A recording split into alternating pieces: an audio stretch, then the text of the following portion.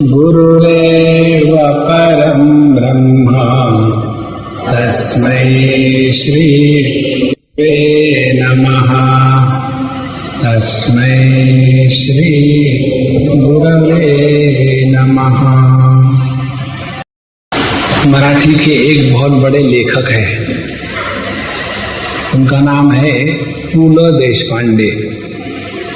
अच्छे हैं, ज्ञानी हैं और उनके रग रग में आनंद छिपा हुआ है। उनका एक ग्रंथ है जिसका नाम है असामी असामी, मैं ऐसा हूं, मैं ऐसा हूं। उसका प्रारंभ दो बड़े विचित्र प्रकार से करते हैं।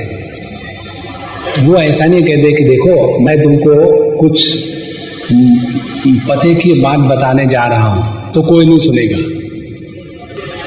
यदि कोई कहे कि मैं तुमको कुछ बात सुनाने जा रहा हूं और उस मैं के बारे में हमारे मन में आदर ना हो तो कौन सुनेगा?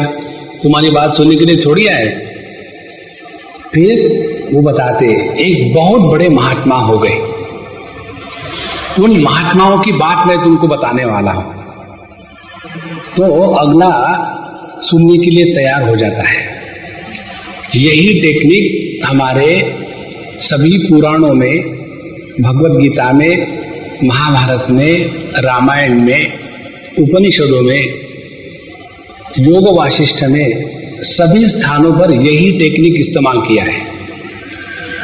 जैसे एक व्यक्ति जाकर के, उदाहरण के लिए अपने भागवत महापुराण की बात लीजिए, वहां ऐसा प्रसंग बताते हैं कि एक कोई व्यक्ति जाकर के भगवान से पूछता है, उद्धव जी भगवान से पूछते हैं, तो यदि भगवान स्वयं होकर के बताना शुरू कर दे तो जितनी भगवान के प्रति आस्था होगी उतनी ही मात्रा में उस ज्ञान को हम स्वीकार करेंगे। माने जब तक जिससे हम सुन रहे हैं उसके बारे में यदि हमारे मन में आदर ना हो तो हम नहीं सुन सकते, उस ज्ञान का प्रभाव हम पर नहीं पड़ेगा। क्योंकि हमारा ज्ञान उस समय हमेशा जिससे सुन रहे हैं उसको काटने का प्रयत्न करेगा। तो सबसे बड़ी आवश्यकता ये है कि जिससे हम सुन रहे हैं उसके बारे में हमारे मन में आदर हो, और ये आदर निर्माण करने की जिम्मेदारी भी गुरु पर ही होती है। शिष्य तो अनादर करने पर तुला हुआ है, लेकिन जब तक गुरु शिष्य के मन में अपने बारे में आदर निर्माण ना करे तब तक के शिष्य नहीं सुनेगा। और शिष्य वो है कि जो किसी को आदर करने को तैयारी च नहीं है। और इसीलिए हमारे साधु संत शास्त्र बड़ी नई नई टेक्निक ढूंढ के निकालते हैं। उसमें एक ये टेक्निक है। कौन सी टेक्निक है? जब कोई एक प्रश्न किसी ने जाकर के आचार्य से, अपने गुरु से पूछा तो तुरंत उसका उत्तर दे दिया, अरे मूर्ख तुमको इसका इतना भी पता नहीं, इसका उत्तर ये है। तो अगला सुनेगा थोड़ी। तो क्या करना पड़ेगा? पहले उस शिष्य को थोड़ा अमूल थेरेपी करना पड़ेगा। अमूल थेरेपी करने के बाद वो शिष्य हमारी बात सुनने को तैयार होता है। इसीलिए गुरु महाराज कहते हैं कि तुम्हारा ये जो प्रश्न है ना, यूनिक है। Average person can not ask this question. तो तुरंत वो जो प्रश्न करने वाला अज्ञानी है अपने आप को ज्ञानी समझने लग जाता है।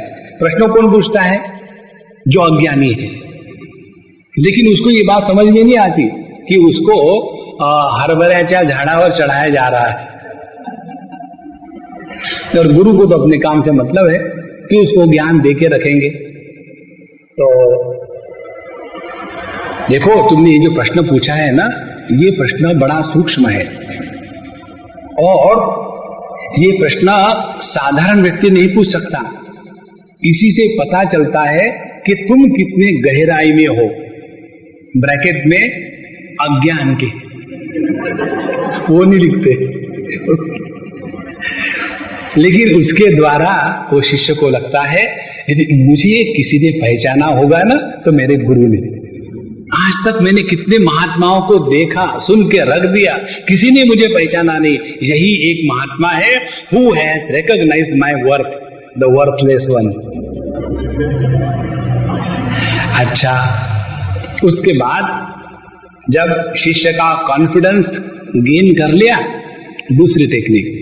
लेकिन देखो, तुमने ये जो प्रश्न पूछा है ना, ये प्रश्न पहली बार नहीं पूछा गया, एकदम शिष्य फ्लैट हो जाता है।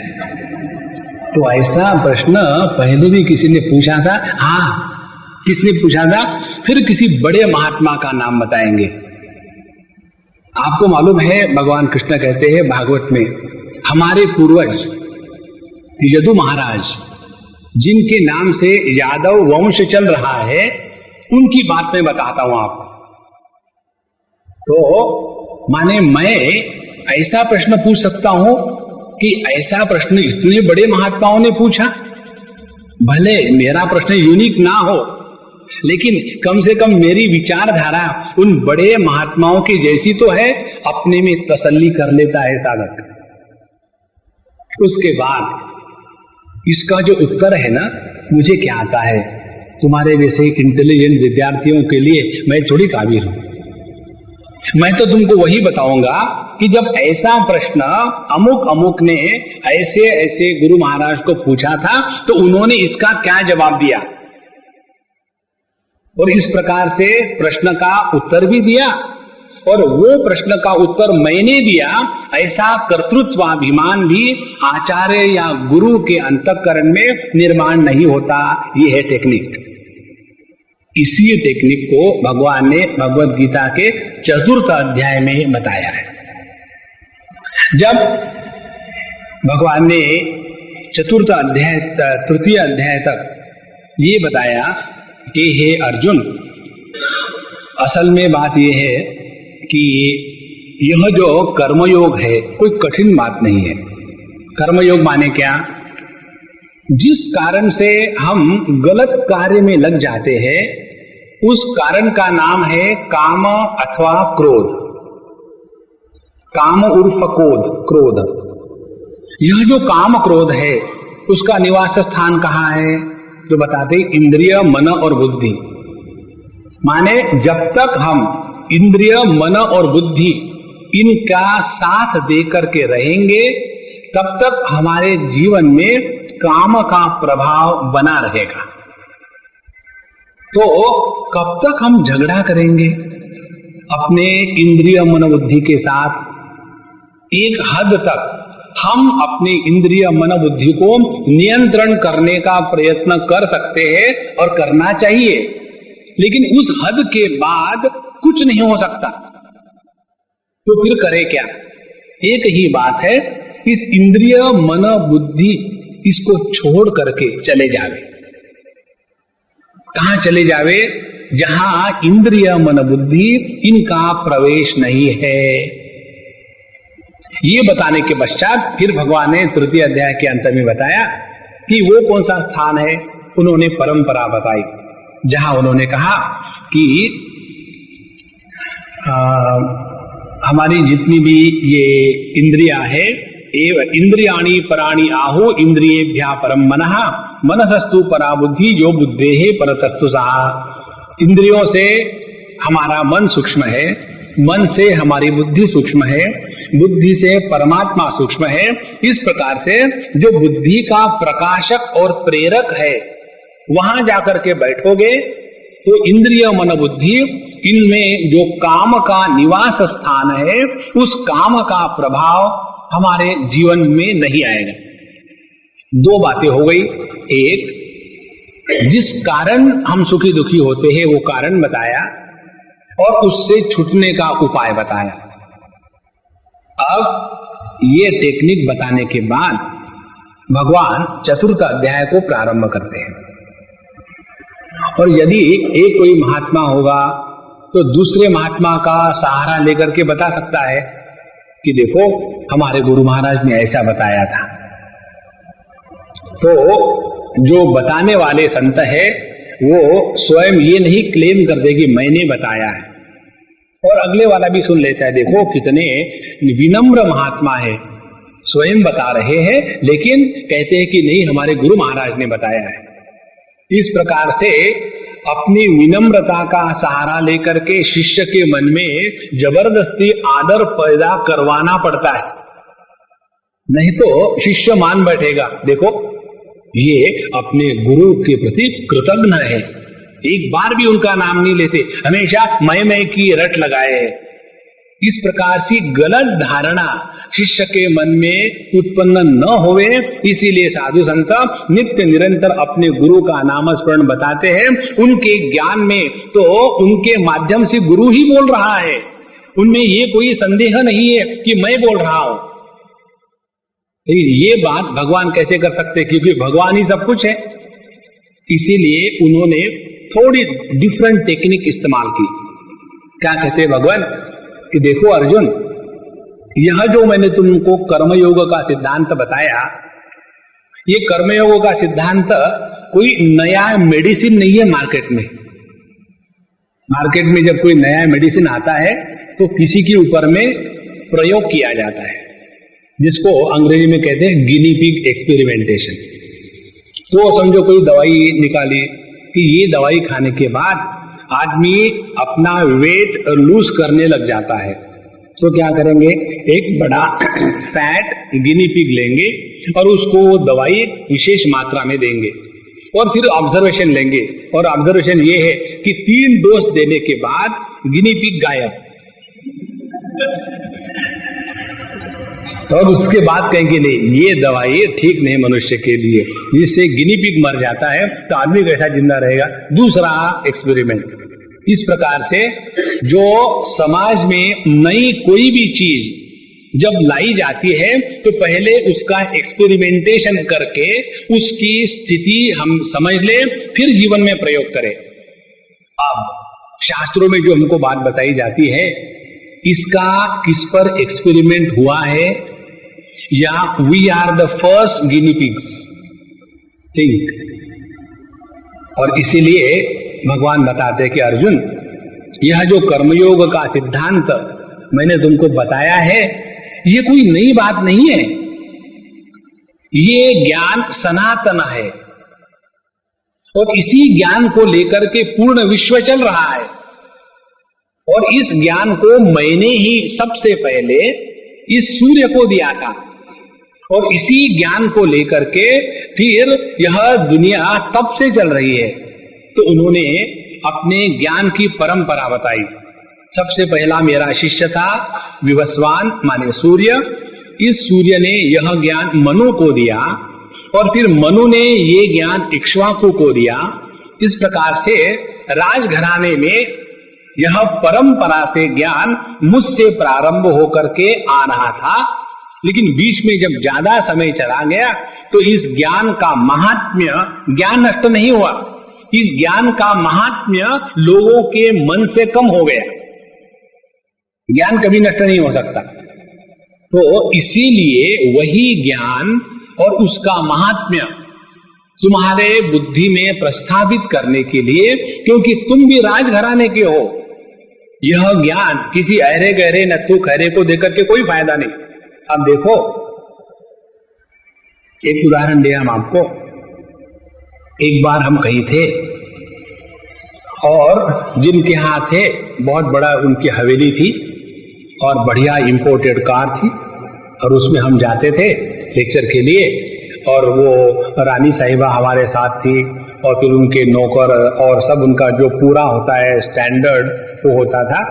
और जब हम जा रहे सब कुछ हो रहा है, एक व्यक्ति 2-3 दिन के बाद हमको आकर के नमस्कार कहता है कि स्वामी जी आप लोग तो अमीर लोगों के स्वामी हो, हमारे थोड़ी हो। तो हमने कहा ये निर्णय आपने किस अर्थ से निकाला बताइए।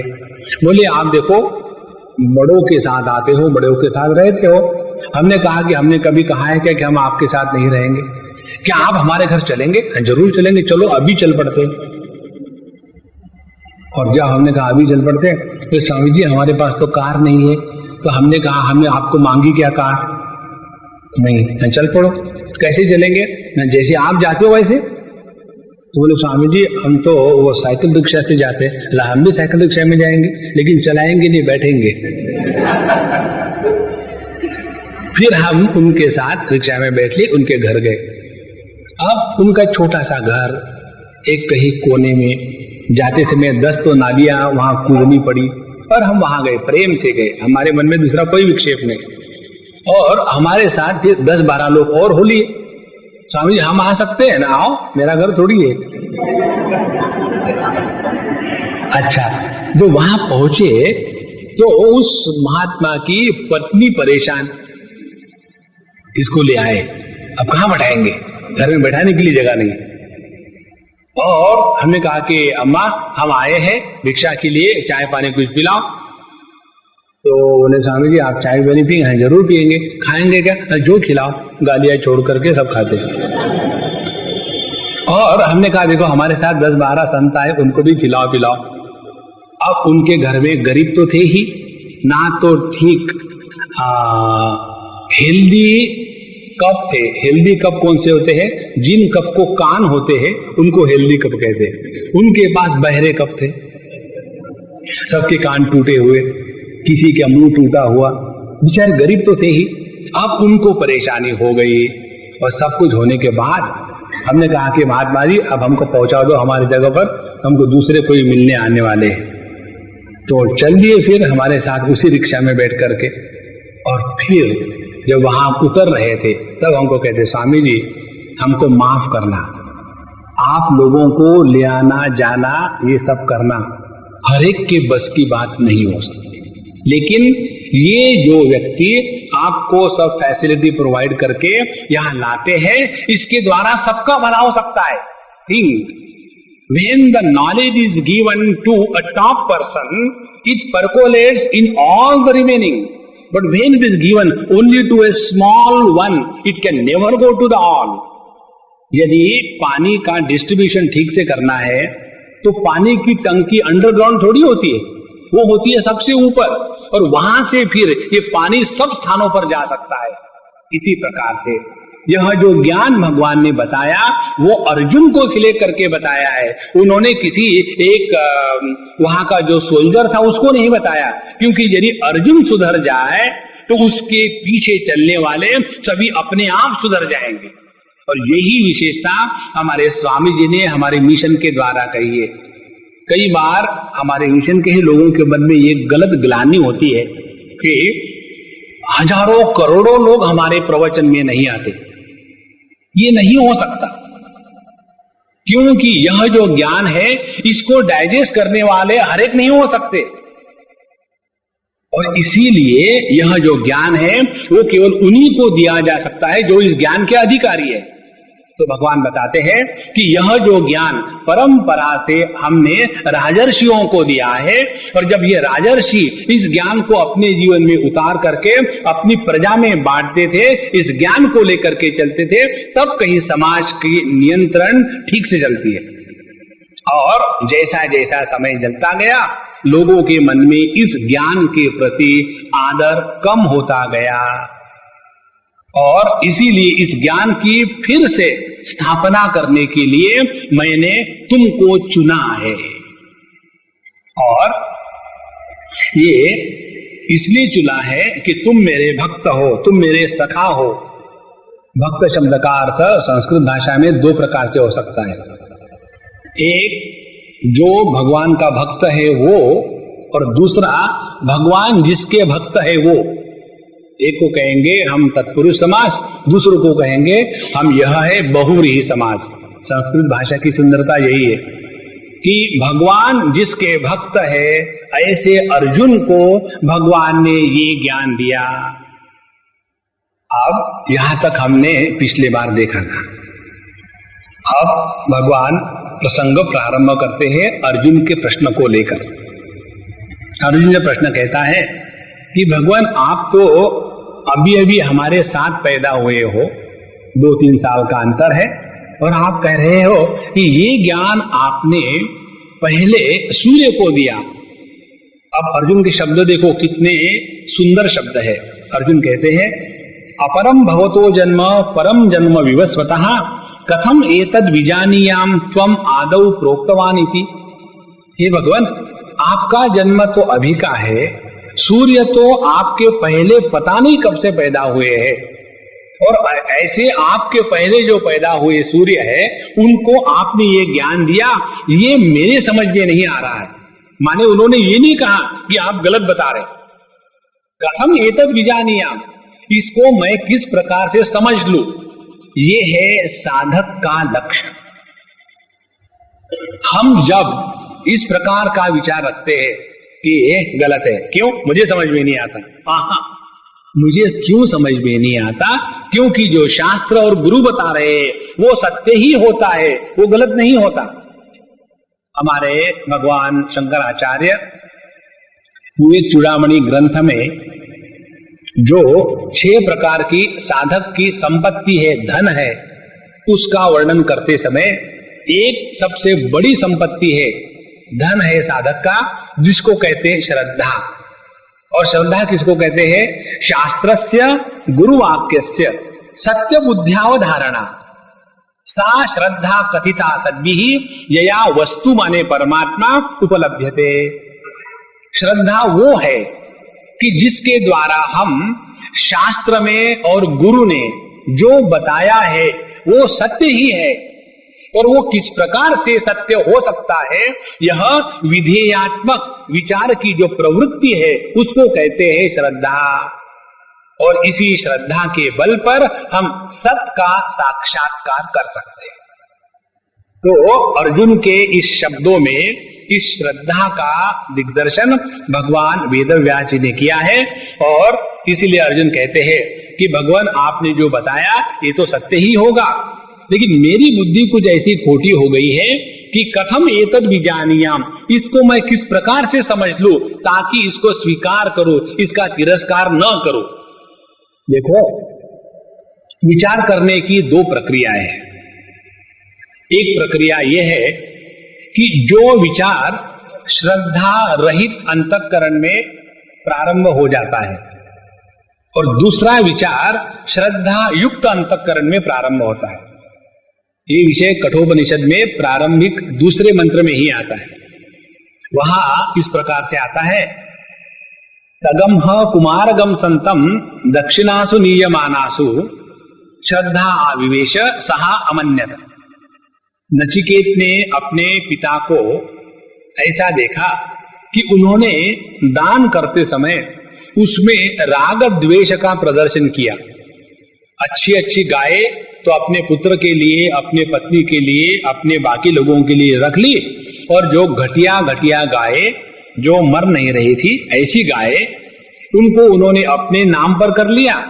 और उसके बाद ये पूरा जब उन्होंने अपने संपत्ति का वर्गीकरण डिसिग्नेशन कर लिया, उसके बाद अपने नाम पर आई हुई जो घटिया गाय थी उनका दान करना शुरू कर दिया। तो ये तो खुल्लम खुल्ला गलत है ना। ये कैसा गलत है मालूम है? डोनेशन देकर के ATG, ये वैसा गलत है। हम कहते हैं कि हमने डोनेशन लिए, डोनेशन का फायदा नहीं उठाते, लेकिन अंधेरी नगरी चौपट राजा, कल हमारे बच्चों ने वहां यही सिद्धांत बताया। तो उन्होंने दक्षिणा इस प्रकार की गायों की दी। अच्छा, इस प्रकार की गायों की दक्षिणा देने के बाद ये नचिकेत उस प्रसंग पर विचार करता है। कैसे विचार करता है? पहले श्रद्धा आविवेश, पहले उसके हृदय में अपने पिताजी के प्रति श्रद्धा का उदय हुआ। कौन सा श्रद्धा का उदय हुआ? कि मेरे पिताजी जो भी ये कुछ कर रहे हैं, ये तो पिता जो भी करता है पुत्र के लिए ही तो करता है। तो पिताजी ने जो भी कुछ किया मेरे लिए ही किया है, लेकिन ये गलत है। अब यदि ये विचार उल्टा होता तो पिताजी हमेशा गलत करते हैं, तो उसके बाद की विचारधारा क्या होगी? How to condemn the dead, दूसरा कुछ नहीं होगा। और यदि पहले ऐसा विचार आता है कि पिताजी किसी भी कारण, चाहे मोहवश हो, चाहे आसक्तिवश हो, चाहे मूर्खतावश हो, जो भी कुछ कर रहे हैं मेरे लिए कर रहे हैं, भले गलत हो, तो उस बच्चे की विचारधारा में एकदम फर्क आएगा, भिन्न विचार होगा। कारण क्या? अब यह विचार श्रद्धा की भूमि पर जन्म ले रहा है। तो अर्जुन के हृदय में यह श्रद्धा का उदय हुआ कि जब भगवान ने ये बात बताई तो ये गलत कैसे हो सकती है, ये तो ठीक ही होनी चाहिए, लेकिन मेरी बुद्धि कुछ ऐसी कमी है कि जिसको ये बात समझ में नहीं आ रही, इसीलिए हे भगवान आप मुझे समझाओ कि ये कैसे संभव है। इसको लेकर के भगवान उत्तर देते हैं। तो इस प्रसंग से हमको क्या सीखना है? एक बात सीखनी है, प्रैक्टिकल वेदांत तो यही है। नहीं तो we have finish Upanishads, we have finish Bhagavad Gita, we have finish Ramayana, we have finish Mahabharata, and nobody could finish our ahankar. What is the use of that studies? शास्त्रों का अध्ययन अपने को बनाने के लिए नहीं होता है, अपने को मिटाने के लिए होता है। तुकाराम महाराज जो कहते हैं, आमी भी गढ़लो तुम्ही बिगड़ाना, हमने अपने आप को सुधारा है। इस शास्त्रों का अध्ययन करके, शास्त्रों का अध्ययन करके अपने आप को सुधारना है, बिगाड़ना नहीं है। और यहां भगवान उत्तर देना प्रारंभ करते हैं। यहां से हमारे शास्त्र का बहुत महत्व का एक प्रसंग है जिसको कहते हैं अवतार। इस अवतार को लेकर के अनेक बातें हम सबको सीखनी है। ये तो केवल ये भगवान के अवतार है और बड़े है इतना कह करके we certify the Mahatmas and keep quiet, no, उसके लिए नहीं है। तो उसका तात्पर्य क्या है? चलो हम भगवान के शब्दों में ही देखते हैं। भगवान कहते हैं कि अर्जुन देखो, तुम्हारी ये जो कल्पना है ना कि मैं जो बता रहा हूं, सूर्य के पहले मैं था और मैंने उत्तर दिया, सूर्य को सिखाया, तो केवल मैं ही नहीं था, तुम भी थे। देखो कितनी गजब की बात है। एक बड़े महात्मा जी हैं, उनको सभी लोग भगवान कहते हैं। तो उनको एक व्यक्ति ने जाकर के पूछा कि आप अपने आप को भगवान कहते हो? बोले हाँ। बोले क्यों? बोले मैं अपने को नहीं, मैं तुमको भी भगवान कहता हूं। देखो कितनी छोटी सी बात है। मैं केवल मुझे स्वयं को भगवान नहीं कहता हूं, मैं तो तुमको भी भगवान कहता हूं। लेकिन ना तो मैं जब तुमको भगवान कहता हूं वो तुम स्वीकारने को तैयार नहीं हो, और जब मैं स्वयं को भगवान कहता हूं तो मैं अपनी भगवत्ता तुम्हारे सामने डेमोन्स्ट्रेट करता हूं और फिर भी तुम स्वीकार करने को तैयार नहीं हो। इससे बढ़कर के मूर्खता क्या हो सकती है? इसीलिए जब भगवान कहते हैं कि अर्जुन ऐसी बात नहीं है कि केवल मैं ही सूर्य के पहले था, तुम भी थे, और जिस प्रकार से मैंने अनेक जन्म लिए हैं उसी प्रकार से तुमने भी जन्म लिए हैं। सिर्फ फर्क इस बात का है कि मैं इस सब चीज को जानता हूं और तुम नहीं जानते हो। यह जो नासमझी है, न समझना है, यही हमारे सबके जीवन का मूल दुख का कारण है और इसी को हटाना है। योग शास्त्र में ये बात 4 स्टेजेस में आती है। वहां बताते हैं कि इन 4 स्टेज में से प्रत्येक साधक को जाना पड़ता है। पहली बात, संसार क्या है इसको समझ ले। तो संसार की परिभाषा आती है, संसार माने जहां दुख की अनुभूति होती है वो संसार। संसार माने शादी करना या न करना, बच्चे पैदा करना या न करना, प्रॉपर्टी कमाना या न कमाना, उसको संसार नहीं कहते। संसार माने जहां हम दुख के अनुभूति में डूब जाते हैं वो संसार है। कई बार लोगों को लगता है कि शादी की माने संसारी और हमारे जैसे बाबा जी बने माने नहीं संसारी। ऐसी कोई बात नहीं। जैसे गृहस्थ लोग बाजार में जाते हैं आधा किलो भिंडी खरीदने के लिए, और हम बाबा जी लोग हमारे आश्रम में आधा किलो टमाटर खरीदने के लिए जाते हैं। आधा किलो नहीं, आधा ट्रक।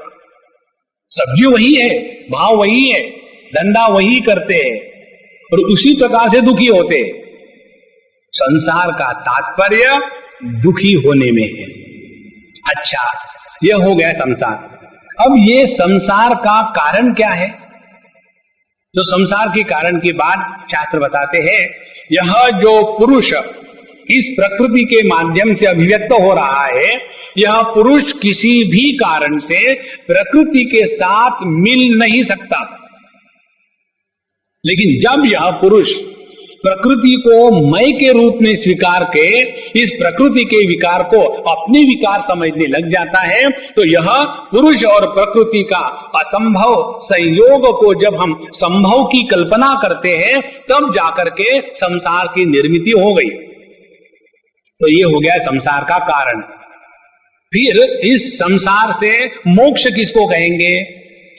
मोक्ष इसको कहेंगे कि इस पुरुष को प्रकृति में रहते समय भी मैं कभी भी इस प्रकृति के द्वारा प्रभावित नहीं हो सकता, यह जान लेना, यही इस पुरुष के लिए मोक्ष की परिभाषा बताई है।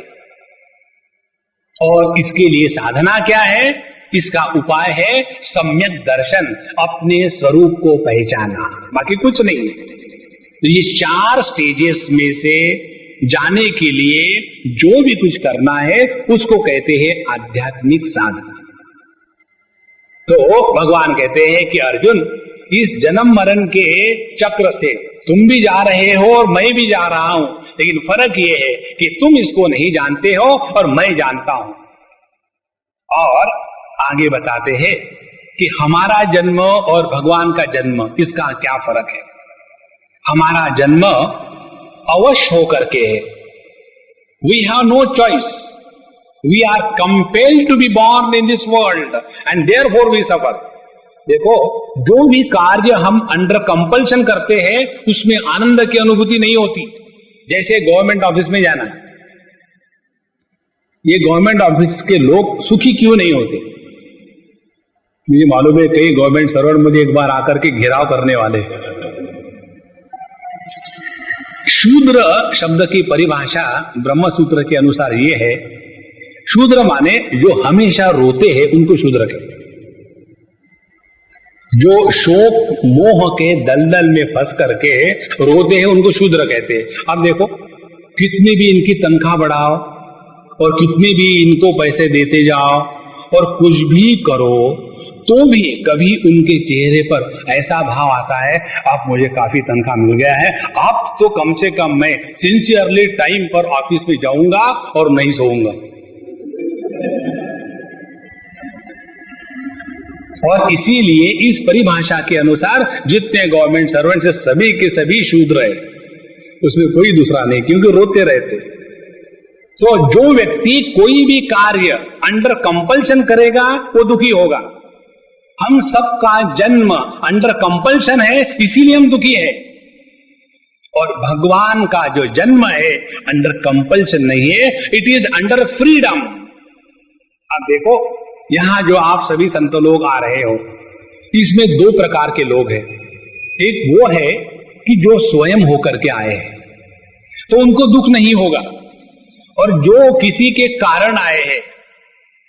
अब बॉस है ऑफिस का, उसके सामने तो जाना ही चाहिए ना, नहीं तो बॉस का मूड क्या बनेगा। कम से कम वो मुझे गीता के प्रवचन में देखेगा, कहेगा अच्छा ये भी गीता प्रवचन में जाता है।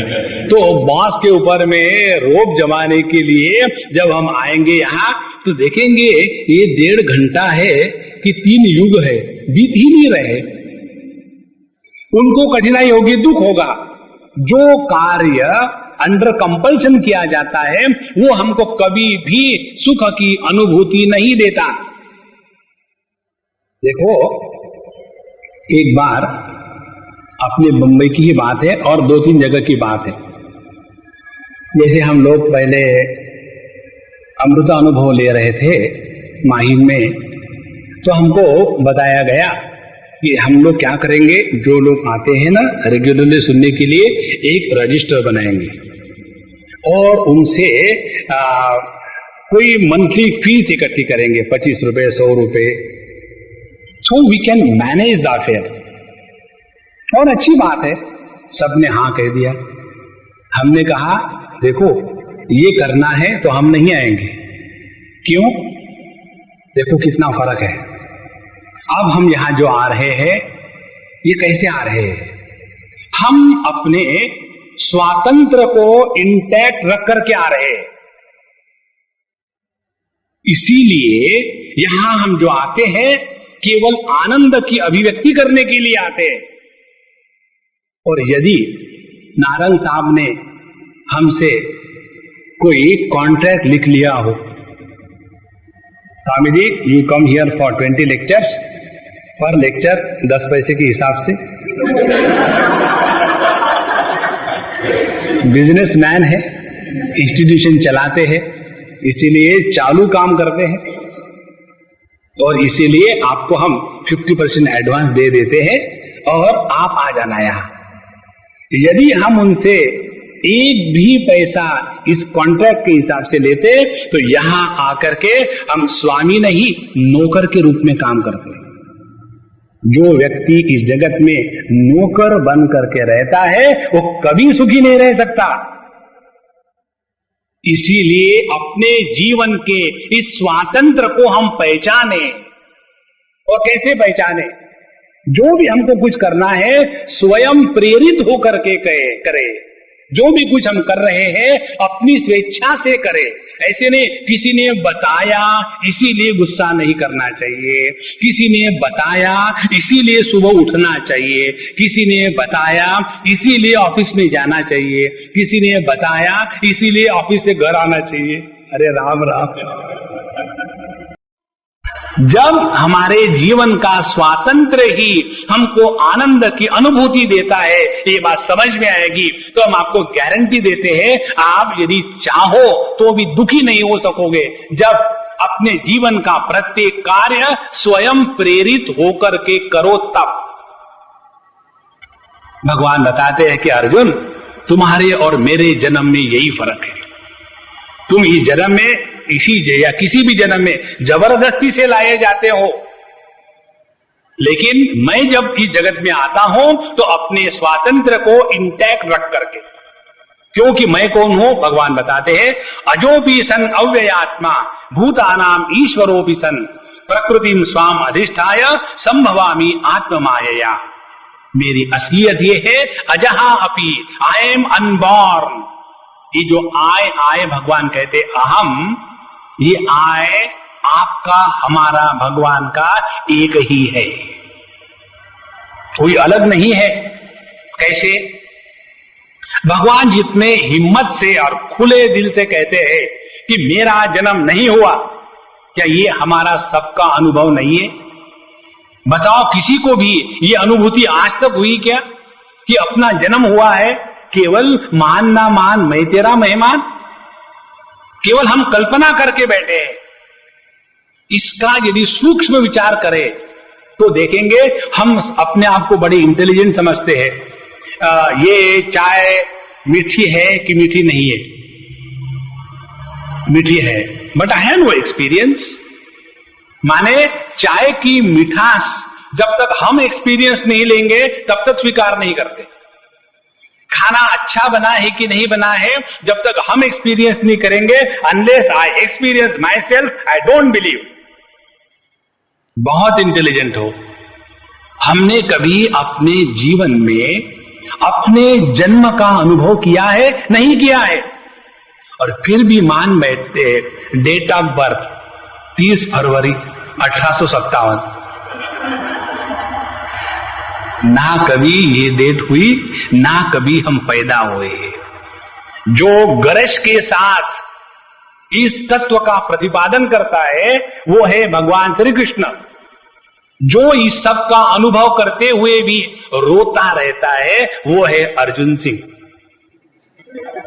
जब तक के हम इस चीज को सूक्ष्मता से अपने ही अनुभवों का विश्लेषण नहीं करेंगे तब तक के तत्व का दर्शन नहीं होगा। अजहा अपि सन। दूसरी बात अव्ययात्मा। अव्ययात्मा माने जिसमें किसी भी प्रकार के कोई भी विकार या किसी भी प्रकार की हानि नहीं होती। व्यय माने खर्चा, अव्यय माने खर्चा नहीं होना। अब देखो हम बचपन से आज तक इस देह में रहते हुए भी या देह हमारे में होता हुआ भी, जब हमारा शैशव समय बचपना, वो जब चला गया तो हमको कभी अनुभव हुआ क्या कि हमारी हानि हो गई? नहीं। फिर हमारी जवानी आई, वो जवानी भी चली गई, तो क्या हमको ये अनुभव हुआ कि कुछ हमने खोया है? कुछ नहीं। उसी प्रकार से कितने बार जागृत अनुभूतियां आई, स्वप्न की अनुभूतियां आई, सुषुप्ति कितने बार आई और चली गई, लेकिन जितने बार जो भी कुछ हमसे गया है, हमको किसी को भी इसका अनुभव नहीं आता कि अपने में कोई कमी है या अपना अभाव हुआ है। तो अजहा अपि और अव्ययात्मा अपि, इन दो शब्दों के द्वारा भगवान एक मुख्य तत्व का प्रतिपादन करते हैं कि जिसका जन्म नहीं हो सकता। क्यों? कि जो नित्य उपलब्ध है, और जिसका नाश नहीं हो सकता, क्योंकि जो किसी भी कारण नष्टता को प्राप्त नहीं हो सकता, वह तत्व अपनी असलियत है। अजोपि सन अव्ययात्मा, और ऐसा ही जो मैं हूं भूतानाम ईश्वरोपि सन, और मैं सभी भूत मात्र का ईश्वर हूं। अब देखो ये ऐश्वर्य अपने में कैसा है, 15वें अध्याय में भगवान इसको विस्तार से बताएंगे। ऐश्वर्य कैसा है? जब जीव एक देह का त्याग करके जब दूसरे देह में जाता है, तो इस सूक्ष्म देह की सूटकेस में सभी ज्ञानेन्द्रिय, कर्मेंद्रिय, अंतःकरण, चतुष्टय और प्राण शक्ति इसको लेकर के एक देह से उठ करके दूसरे देह में प्रवेश करता है। तो जो जीव मरते समय अपने सभी ज्ञानेन्द्रिय, कर्मेंद्रिय, प्राण शक्ति इनको इकट्ठा करके एक देह से दूसरे देह में ले जाता है, तो वो क्या गुलाम है या ईश्वर है? केवल इस ऐश्वर्य को हम जागृत नहीं कर रहे हैं और इसी के कारण इसको गुलाम बने रहे। तो अजहा अपि अव्ययात्मा अपि भूतानाम ईश्वरः अपि, भगवान केवल अपने बारे में नहीं बोल रहे हैं, हमारे सब के बारे में वही तत्व है, वही बात है। आगे कहते हैं प्रकृतिम स्वाम अधिष्ठाय संभवामि आत्ममायया, मैं अपने प्रकृति को अपने कब्जे में, अपने कंट्रोल में रख करके अपने आप को परिपूर्ण रूप से अभिव्यक्त करता हूं। देखो प्रकृति ये है कि हमारी तबीयत ठीक नहीं, अभिव्यक्ति वो है कि आनंद के सिवा दूसरा कुछ निकलता ही नहीं। प्रकृति अपने स्थान पर है, लेकिन अभिव्यक्ति किसकी हो रही है? प्रकृति की अभिव्यक्ति हो रही है कि परमात्मा की अभिव्यक्ति हो रही है। यह choice is given to us. देखो इस जगत में दुख किसके जीवन में नहीं आता? दुख आने के बाद दुखी बन करके रहना जीव भाव है। दुख आने के बाद दुख को पेंडिंग रखना अपनी इंपॉर्टेंट फाइल के जैसा। और अभिव्यक्ति किसकी करनी है? उसी एक आनंद परमात्मा की। इसी को कहते हैं प्रकृति स्वाम अधिष्ठाय, अपने इस प्रकृति को अपने कब्जे में रख करके संभवामी, सम्यक भवामी। सम्यक भवामी माने अपने परिपूर्णता को मैं अभिव्यक्त करता हूं। अपनी परिपूर्णता क्या है? सच्चित और आनंद। सच्चित आनंद की अभिव्यक्ति किसमें है? 3 प्रकार के भय अपने जीवन से हमेशा के लिए चले जाते हैं। पहला भय है मृत्यु का, दूसरा भय है धोखाधड़ी का, और तीसरा भय है दुख का। ये 3 भयों से छुटकारा पाना और वैसे जीवन जीना, माने अपने माध्यम से परमात्मा की परिपूर्ण अभिव्यक्ति हो रही है। अजोपि सन अव्ययात्मा भूतानाम ईश्वरोपि सन प्रकृतिम स्वाम अधिष्ठाय संभवामि आत्ममायया। ये हो गई अवतार की प्रक्रिया, टेक्निक। अब देखो जब हम चाहे उस समय परमात्मा का अवतार अपने माध्यम से हो सकता है। भगवान को भी तो काम करने के लिए एक काउंटर चाहिए ना।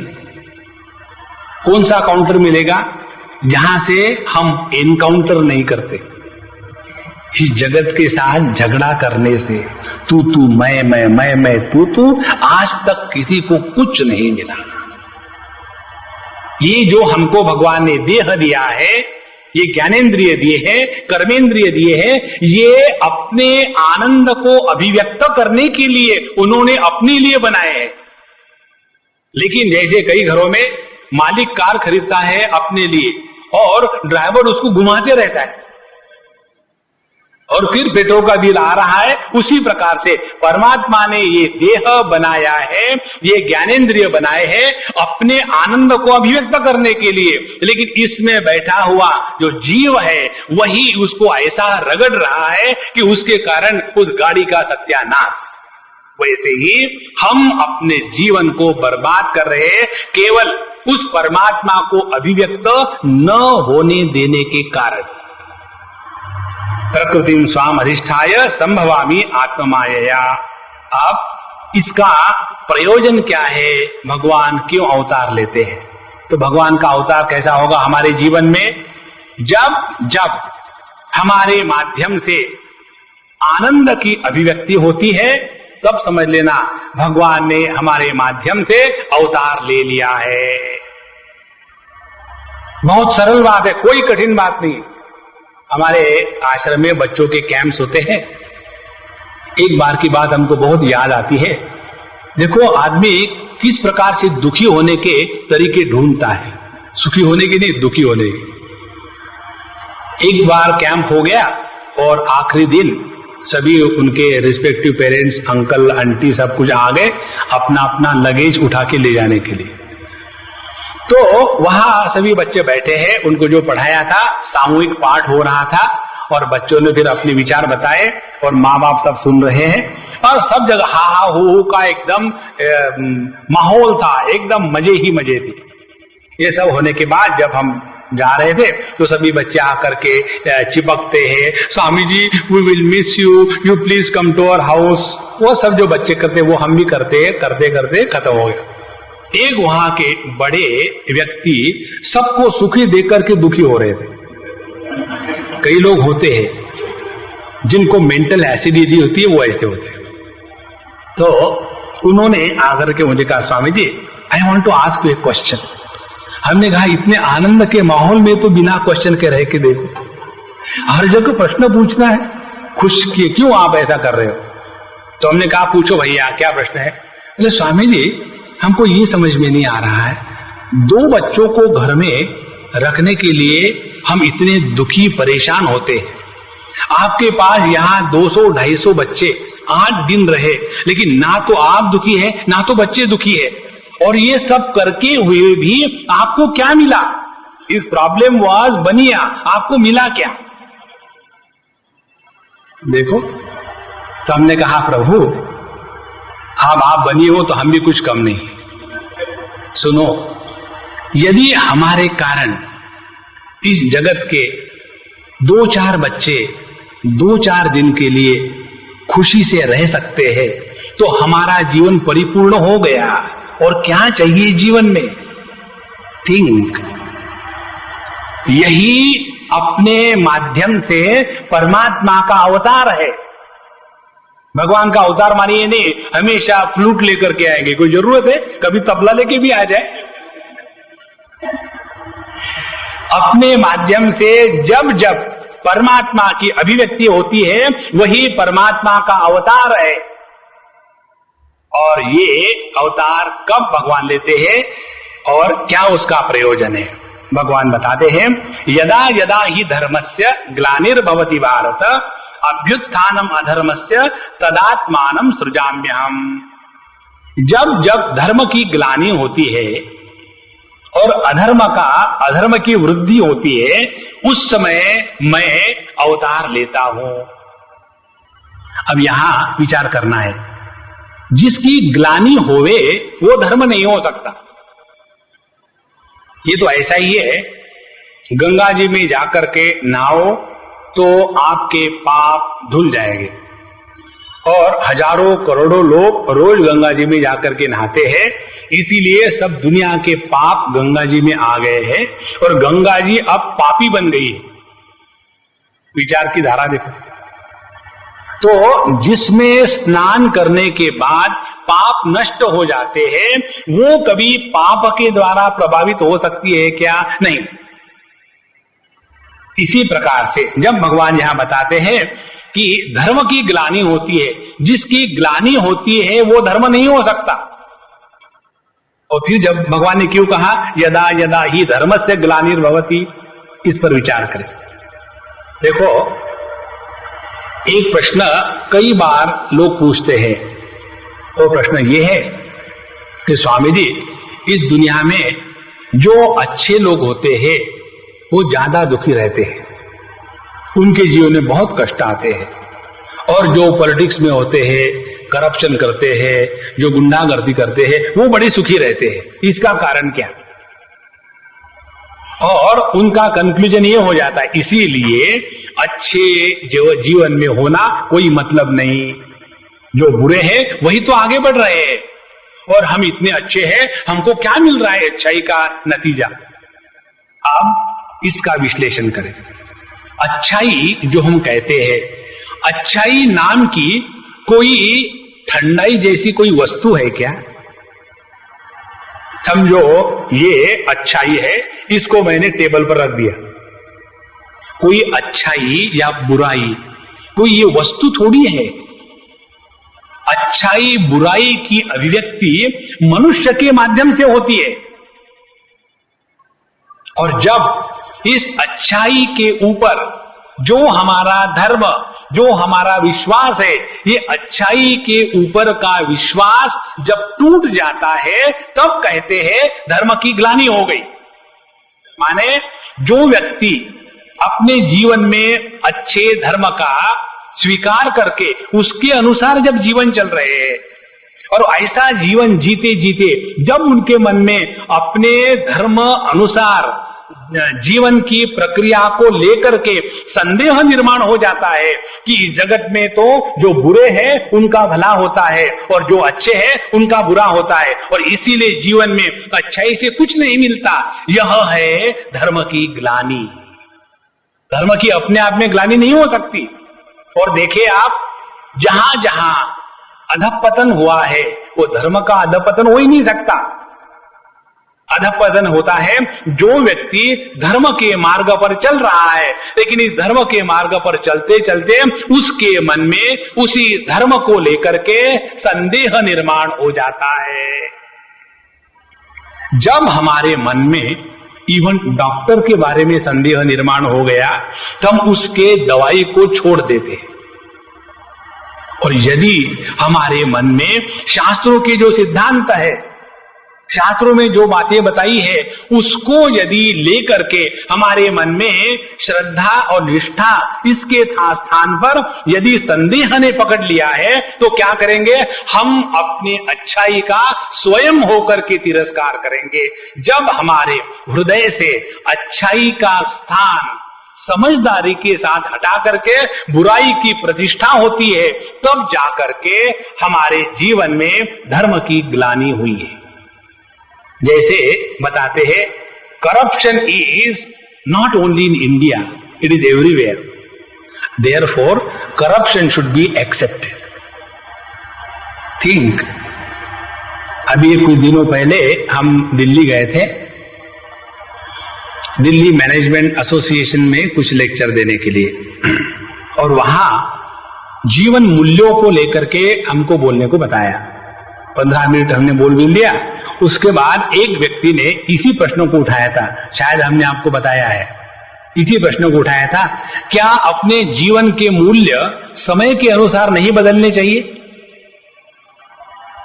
ये विचार जब हमारे विचारधारा में दृढ़ होने लग जाता है, तब समझ लेना हमारे धर्म की ग्लानि हो रही है।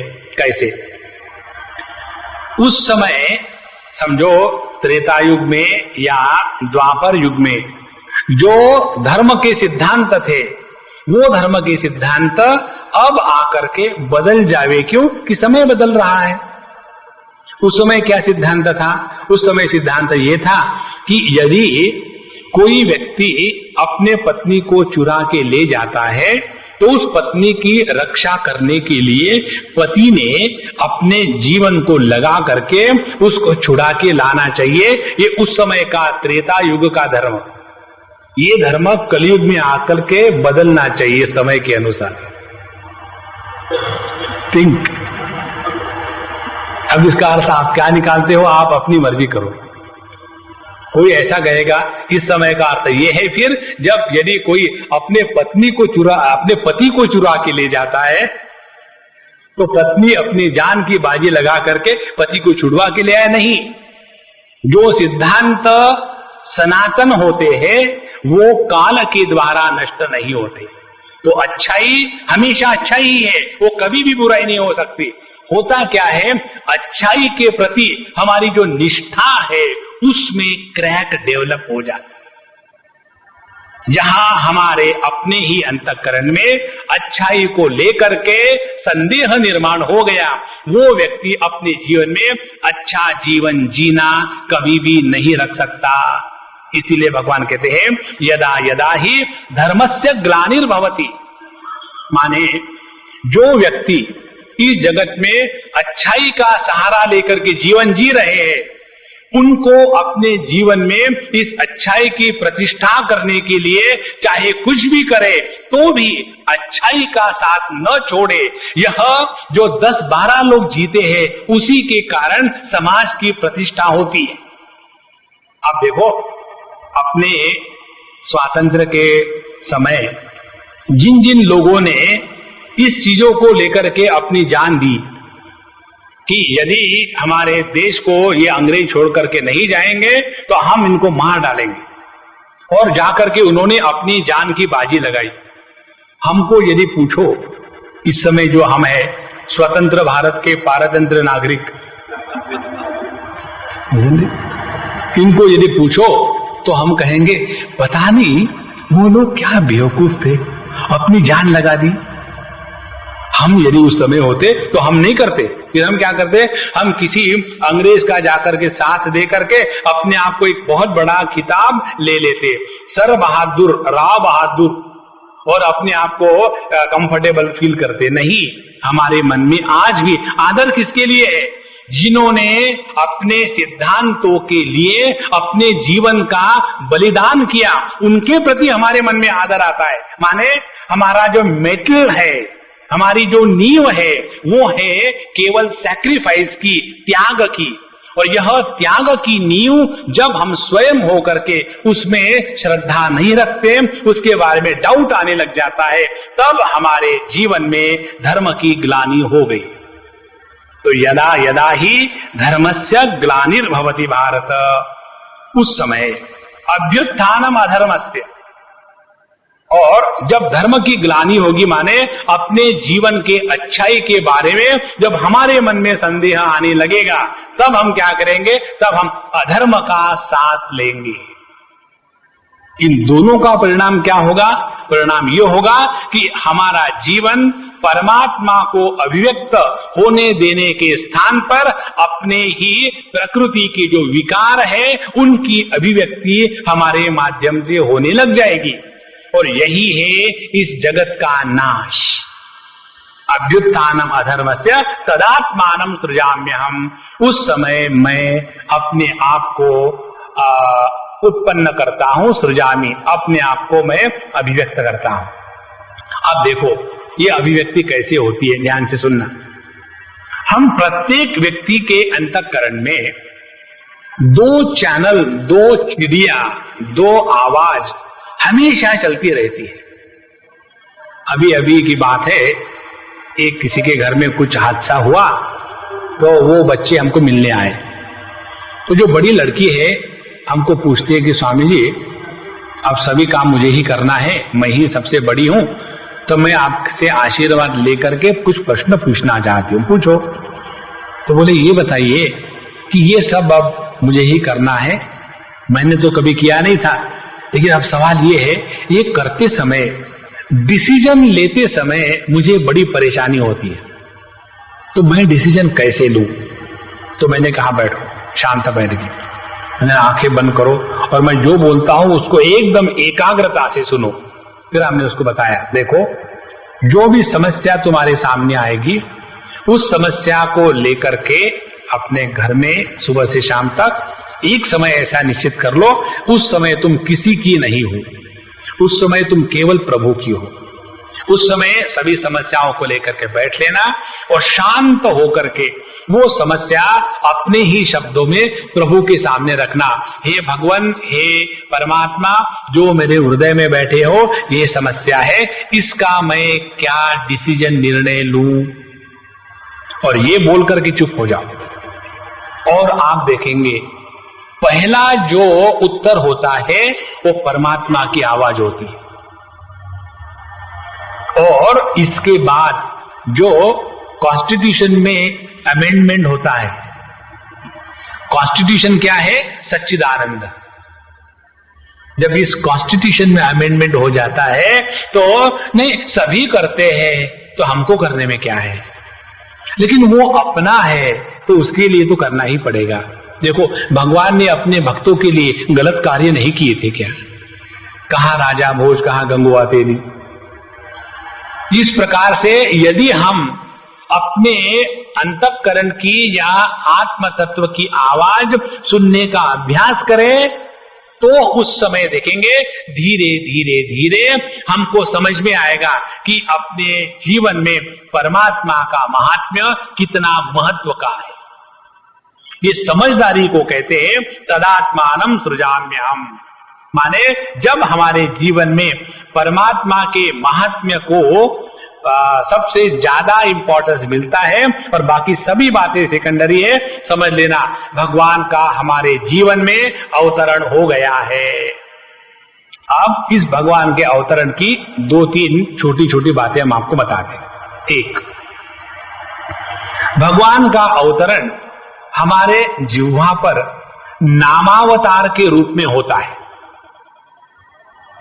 जैसे ये जो 10 अवतार बताए हैं कि कच्छप, मीन, फिर वराह, नरसिंह इत्यादि, इनको अपने स्थान पर रहने दो।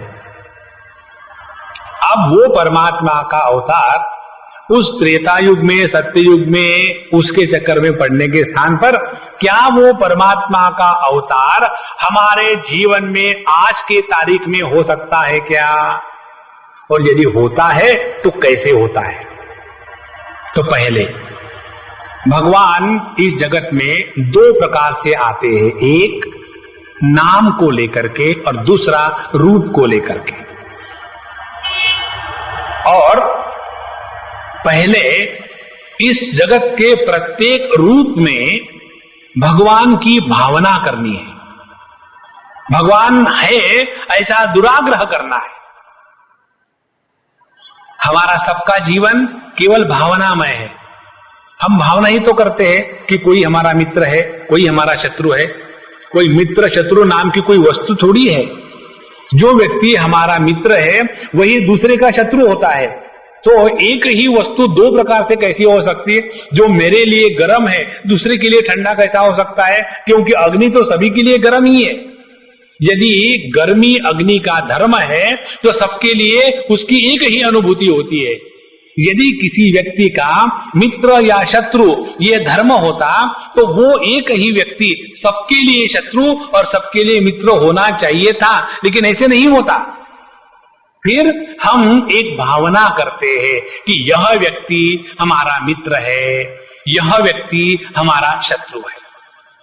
अब ऐसी भावना करने में हम सभी के सभी एक्सपर्ट हैं, इसमें तो कोई कठिनाई नहीं है भावना करने में। अब इसी एक्सपर्टाइज को प्रॉपरली अप्लाई करें। कैसे? कि जिस जिस रूप में हमारे सामने जो जो आ रहा है वो प्रभु का ही एक अवतार है, और ये सब भावना अपने अंतःकरण में करनी है, बाहर प्रदर्शित मत करना। नहीं तो सामने से गधा आया है, गधानंद महाराज की, ऐसे मत करना। स्पेयर हिम, उसको सुखी रहने दो। तो जितना हम ये अभ्यास करेंगे कि हमारे जीवन में बाबा दूसरा कोई आता ही नहीं, केवल भगवान ही आता है, इसका अभ्यास करते करते करते हमारे मन में रूपों की अनेकता का महात्म्य समाप्त हो जाएगा और प्रत्येक रूप के पीछे जो एक तत्व है उसका हमको ज्ञान होने लग जाएगा। इस अभ्यास को कहते हैं भगवान का रूप के द्वारा हमारे जीवन में अवतरण। तो रूप का अवतार हमारे सामने प्रत्यक्ष के रूप में आता है। अब यही परमात्मा हमारे हृदय में किस प्रकार से अवतार लेता है, तो उसको संत महात्मा कहते हैं कि वह नामावतार लेकर के आते हैं। एक बार हमको किसी ने पूछा था, स्वामी जी आप चिन्मय मिशन के लोग जब भगवत गीता के यज्ञ करते हो तो हरेक के मुख से बुलवाते हो, श्री भगवान वाच बहुनि मे व्यतीतानि जन्मानि तव चार्जुन, ऐसा क्यों करते हो? तो हमने कहा कि सत्य बात तो यह है कि हमारे गुरु ने हमको कहा और इसीलिए हम कहते। इसमें विचार क्या करना है, उन्होंने कहा कह दिया। बोले नहीं, हमको जब तक समझ भी नहीं आता तब तो हम नहीं करेंगे, क्योंकि हम ज्यादा समझदार है इसलिए समझ नहीं है। तो हमने उनको बताया देखो यहां जब कहा है श्री भगवान वाच, ये भगवान के शब्द है। जिन शब्दों का, ध्यान से सुनना, जिन शब्दों का उच्चारण परमात्मा ने स्वयं किया, उन्हीं शब्दों का उच्चारण जब हमारी वाणी करेगी तो उस वाणी के पीछे उस उच्चारण के समय तक परमात्मा की अभिव्यक्ति हो रही है। देखो, और इसीलिए शास्त्रों का नित्य निरंतर पाठ करना माने प्रभु को अपने जीवन में अवतरित होने का मौका देना। वो तड़प रहा है, उसको जहां भी जाते हैं नो वैकेंसी, गो बैक। तो एक तो नित्य निरंतर शास्त्रों का पाठ पठन करना, यह भगवान का अवतरण अपने जीवन में है। दूसरी बात, भगवान के वैसे तो सभी नाम है। 7वें अध्याय में भगवान बताते हैं प्रणवः सर्ववेदेषु शब्दखे पौरुषम नृषु, चाहे वेदों का ओंकार हो, चाहे इस आकाश में उत्पन्न होने वाला कोई भी शब्द हो, सभी के सभी मेरे ही नाम है। तो सभी के सभी भले भगवान के नाम हो, लेकिन हमको समझ में नहीं आता। इसीलिए जब हम भगवान का नाम नित्य निरंतर उच्चारण करते रहते हैं तो उस नाम के माध्यम से परमात्मा का नामावतार हमारे जीवा में हो जाता है। ये है भगवान के अवतरण की प्रक्रिया। ध्यान से सुनना, ये बात जब क्लिक हो जाती है तब समझ लेना भगवान का अनुग्रह हम पर हो गया है। ये बात हमने भी कितने बार सुनी हमारे स्वामी जी से, सभी संतों से। नित्य निरंतर अपने सांस के साथ भगवान का नाम लेना चाहिए। हरि ओम हरि ओम हरि ओम, कितने बार सुना और सुन के रख दिया। सुनने के बाद करने के लिए हम कोई ये थोड़ी है, हम तो हर चीज को नहीं करेंगे, लेकिन जब प्रभु की कृपा हो जाती है तो वही बात जो 25 साल पहले किसी संत ने या गुरु ने बताई होती तो वो क्लिक हो जाती है। और जब वो क्लिक हो गई तो उसके बाद देख लेना एक एक अपने जीवन की जो सांस है उसमें प्रभु जुड़ जाता है। जब अपने प्रत्येक सांस के साथ प्रभु जुड़ जाता है तो ये जो लीगल सांस है उसकी परेशानी कम होती। हमको लीगल सांस की परेशानी इसलिए होती है क्योंकि हम अपने सांस को प्रभु के साथ नहीं जोड़ रहे हैं। तो जितना ये भगवान का नाम स्मरण नित्य निरंतर चलता रहेगा, उतना भगवान का अवतार हमारे इसी देह में आज के तारीख में अभी हुआ है।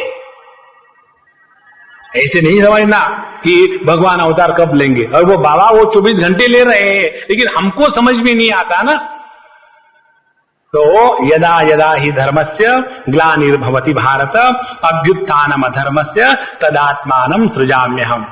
आगे की और बात, हम इस जगत में प्रभु के तरफ कब मुड़ते हैं? तब जब हमको कोई चीज ऐसा धक्का दे देती है कि जिसके कारण अब जगत की कोई भी वस्तु हमको अट्रैक्ट नहीं कर सकती। उसी को यहां ग्लानि शब्द से कहा है। इसीलिए जिस व्यक्ति के जीवन में दुख आते हैं, समझ लेना भगवान की उस पर बड़ी कृपा है। जिस व्यक्ति के जीवन में दुख नहीं आते वो महादरिद्री है। और दुख किसको कहते हैं? दुख कहते हैं जगत के जो हमारे अनुभव है उसको हम कितने सूक्ष्मता से सामने जाते हैं। उदाहरण के लिए, यदि ये उदाहरण हमारे भागवत में भी आता है और सभी के घरों में भी देखते हैं, जिनके बच्चे माँ बाप को हमेशा सुख देते हैं वो माँ बाप अपने बच्चों में बहुत आसक्त हो जाते हैं। जो माँ बाप बच्चों में आसक्त रहेंगे वो प्रभु का नाम स्मरण कहां करेंगे? और करेंगे भी तो कैसा करेंगे? प्रभु जरा ये काम करना, मेरे लड़के की शादी करवानी है। माने जो हमारे जीवन का साध्य है उसको साधन बनाएंगे और जो हमारे जीवन का साधन है उसको साध्य बनाएंगे। उल्टी बात। इसीलिए जब हमारे, समझो उदाहरण के लिए, हमारे बच्चे हमको परेशान करते हैं तो क्या होगा? उन बच्चों के परेशानी के कारण जगत में उनमें जो मोह ममता है वो अपने आप कम हो गई। तो हमारे जीवन में ऐसा दुख का प्रसंग यदि आया तो समझ लेना प्रभु ने हमारे जीवन में अवतार लिया है जिसके कारण हम उनके तरफ मुड़ सकते हैं। इसीलिए ऐसी प्रार्थना मत करना, भगवान मेरे बच्चे बिगाड़ डालो और जब वो बिगड़ेंगे तब मैं आपकी तरफ आऊंगा। ऐसे मत कहना, नहीं तो भगवान कर डालेंगे। भगवान को क्या, आप जो कहो तथास्तु। अच्छा, यदि हम इस प्रकार से अपने दृष्टिकोण को बदले तो पता चलेगा अपने जीवन की कोई भी छोटी सी घटना जिसके कारण हम दुखी हो गए हैं, उस एक घटना को लेकर के हमारे जीवन की जो धारा है वो हमेशा जो जगत को लेकर के चल रही थी अब प्रभु के प्रति वो मुड़ जाएगी। और इसी को कहते हैं प्रभु का अपने जीवन में ग्लानि के माध्यम से अवतरण होना। हमने आपको शायद बताया था पहले 1-2 लेक्चरों में, मुझे पूरा यकीन है आप भूल गए होंगे और इसी तो कारण मैं आपसे फिर बोल सकता हूं।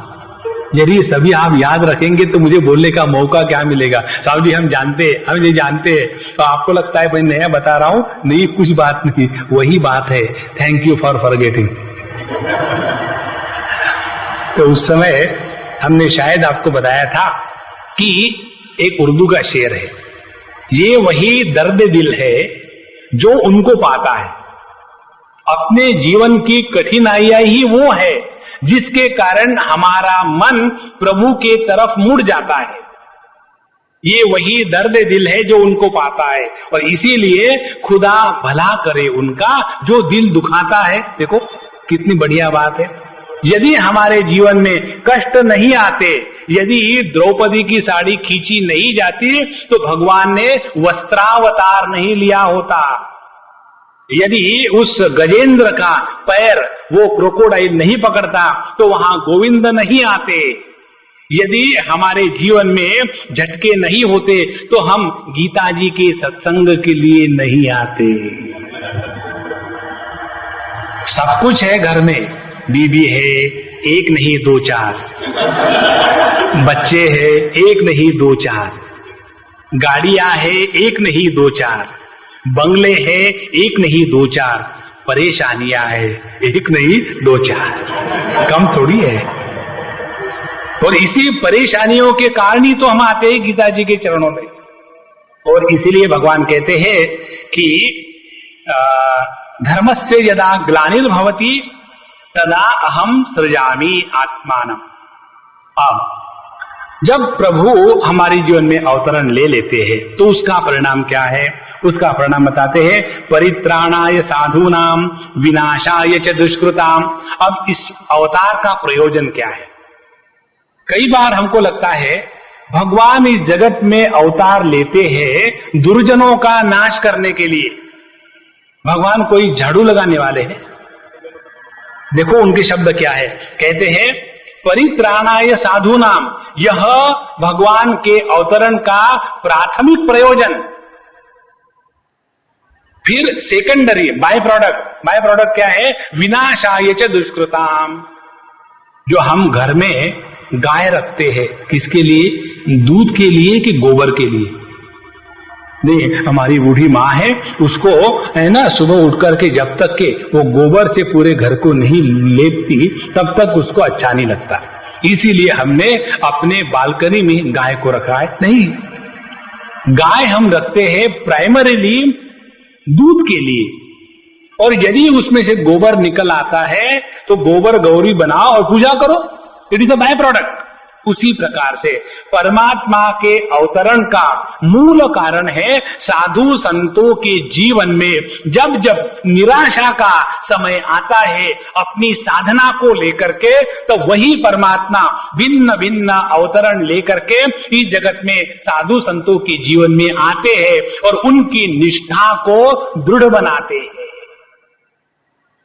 देखो, भगवान रामचंद्र जी ने जो अवतार लिया वो रावण को मारने के लिए नहीं लिया। रावण तो एक ही था जिसको मारना था। उसके लिए उस अनंत कोटि ब्रह्मांड नायक परमात्मा को इतना सारा नाटक करने की क्या जरूरत पड़ी? वो तो सीधा वहां से मिसाइल भेज सकते थे अयोध्या से, डायरेक्टली रावण का सत्यानाश। उसमें इतना नाटक करने की क्या जरूरत है? नाटक करने की जरूरत इसीलिए थी जब वो 13 साल चित्रकूट में रहे, बोर हो गए वहां। क्यों? कि वहां साधु संतों के साथ बैठकर रहने का मौका ही उनको बहुत कम मिला। तब उन्होंने सोचा अब मेरा ये अवतार कार्य है ये तो अपूर्ण हो रहा है, इसीलिए वहां से निकल पड़े। और निकल करके उन्होंने क्या किया, अनेक साधु संतों के आश्रमों में जाकर के उनको अपना दर्शन दिया और उनका भला किया।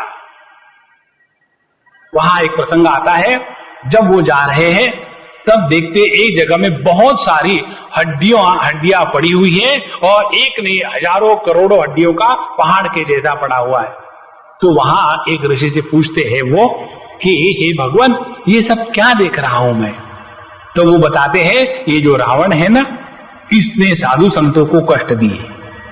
माने उन्होंने जो रावण को मारा वो अपने पत्नी को छुड़ाने के लिए नहीं, उन्होंने जो रावण को मारा वो परित्राणाय साधु नाम, ये महत्व है। जब हम कहते हैं भगवान का अवतार क्यों नहीं होता, इसलिए नहीं होता कि साधु संतों की पॉपुलेशन कम हो गई। बढ़ाओ साधु संतों की पॉपुलेशन। ये जो अपने देश में डेमोक्रेसी है ना, डेमोक्रेसी को लेकर के सभी लोग बड़े दुखी होते हैं, लेकिन डेमोक्रेसी में दुख नहीं होना चाहिए। कारण क्या? Democracy is a game of numbers, majority. जिसकी मेजॉरिटी उसकी रूलिंग।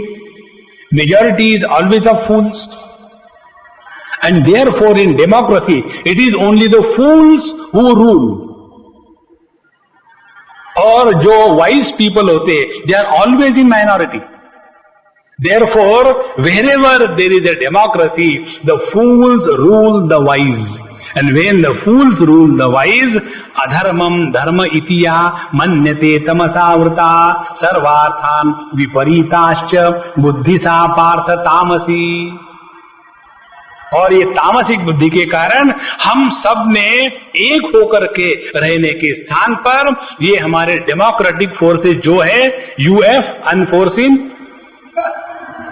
ये अनेक तरीके निकालते हैं कि किस प्रकार से अपने देश के जनता को और तोड़ डाले, कितनी उसके और छोटे छोटे टुकड़े करे। क्यों? कि यह अज्ञान का क्षेत्र है। जहां ज्ञान का क्षेत्र होगा वहां इकट्ठा होने की बात होती है, जहां अज्ञान का क्षेत्र होगा वहां भेद की बात होती है। इसलिए यहां भगवान हमको बताते हैं जब तक साधुओं की संख्या नहीं बढ़ेगी तब तक भगवान का अवतरण नहीं होगा। और साधुओं की संख्या जगत के स्थान में उसका सेंसस करने के स्थान पर अपने हृदय में देखे साधु विचार कितने आते हैं। जितने अच्छे विचार हमारे हृदय में आएंगे उतना हम प्रभु के पास जाने के लिए अपने आप को क्वालिफाइड बना रहे हैं।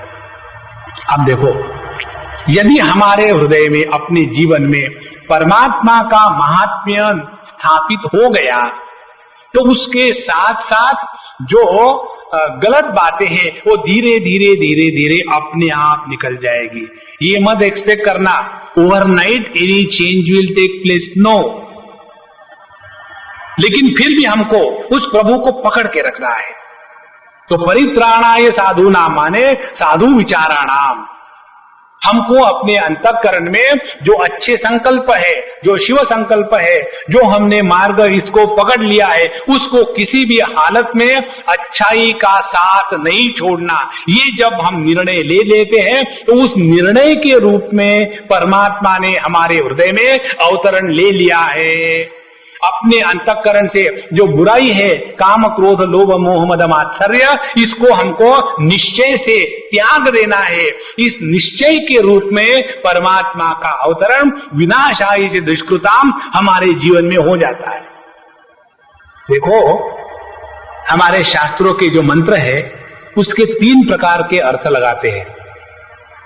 एक आदि भौतिक दृष्टि से, जो सबको प्रत्यक्ष के रूप में समझ में आ जाए, जैसे भगवान ने अवतार लिया देवकी के पुत्र बनकर के, फिर उन्होंने जाकर के वृंदावन इत्यादि में रहे, ये हो गया भगवान का प्रत्यक्ष अवतार आदि भौतिक दृष्टि से। फिर दूसरा भगवान का अवतार होता है आदि दैविक दृष्टि से, जब हमारे जीवन में ऐसी समस्याओं में परमात्मा कोई बहाना बन करके ले आते हैं और फिर हमको मदद करते हैं अपने जीवन को सुधारने की। ये हो गई आदि दैविक भगवान की अवतरण की प्रक्रिया।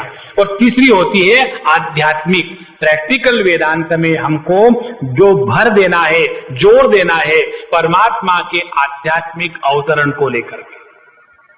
जिस भगवान का अवतार वहां काशी में या बद्रीनाथ में या द्वारका में होगा, उसका हमको क्या फायदा?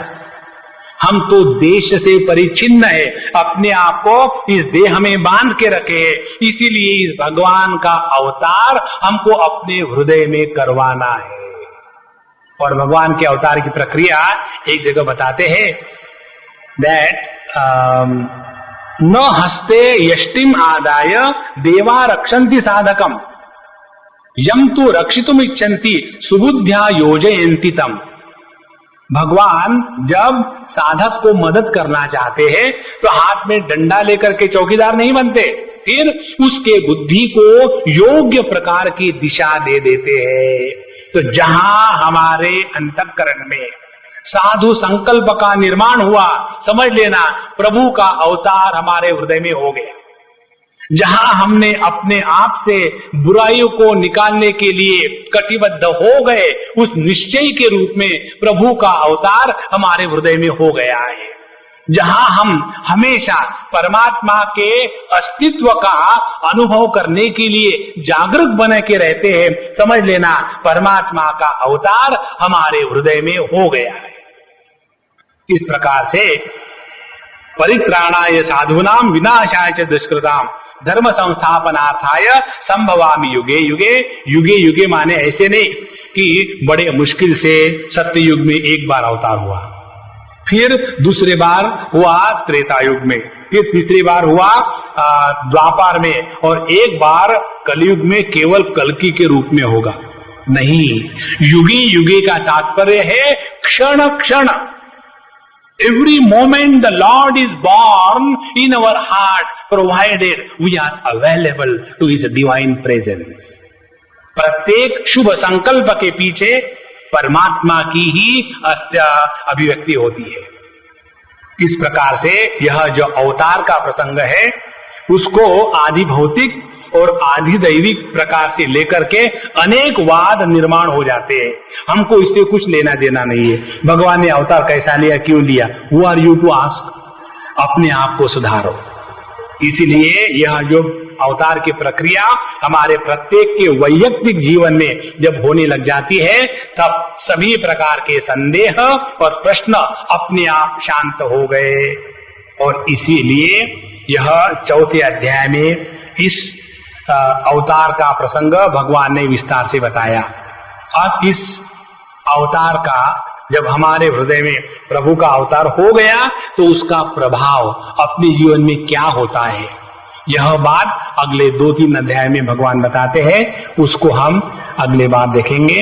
और जितना हृदय प्रभु से परिपूर्ण हो जाएगा उतनी समता जागृत होगी और ममता समाप्त होगी।